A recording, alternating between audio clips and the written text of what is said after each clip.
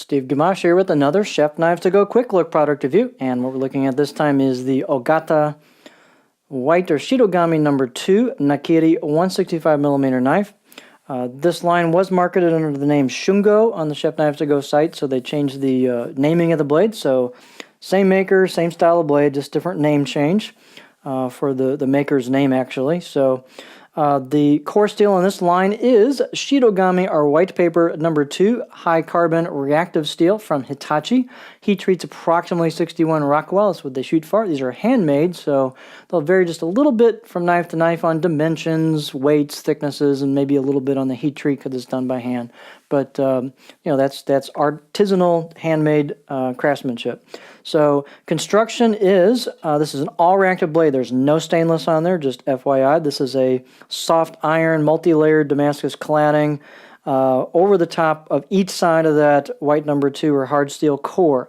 And so to tame that reactivity just a little bit, they've got a protective or what's known as a blacksmith kurouchi finish on top of that.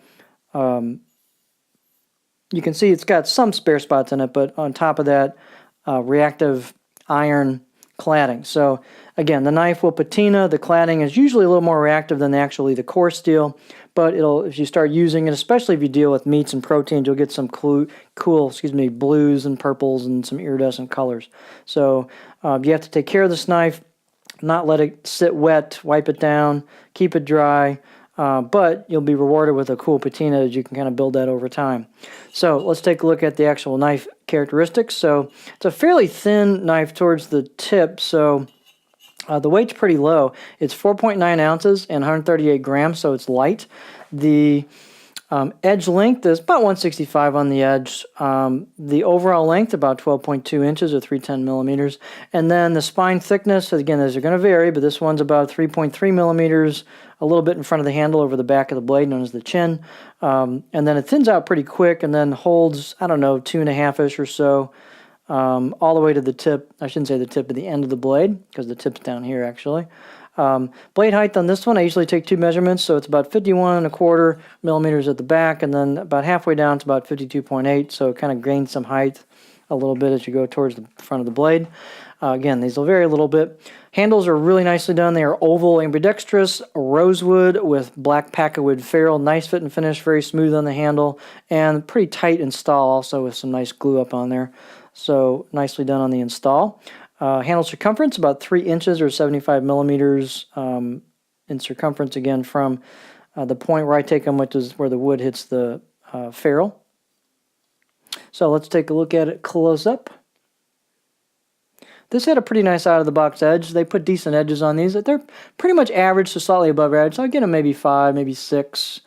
Pretty sharp, fairly clean bevel, a little bit of polish to it, although you can get these a lot sharper. If you don't sharpen and you want a reference of what sharp really is, have Chef Knives to Go sharpen this for you before you get it. They'll charge you for it, but it's worth it.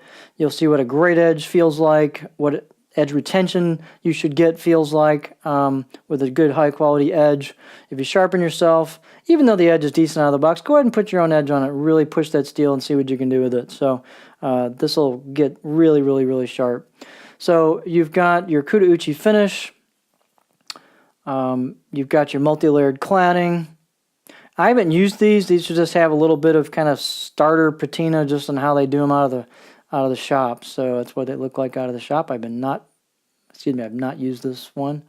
Let's see. Fit and finish really is pretty good.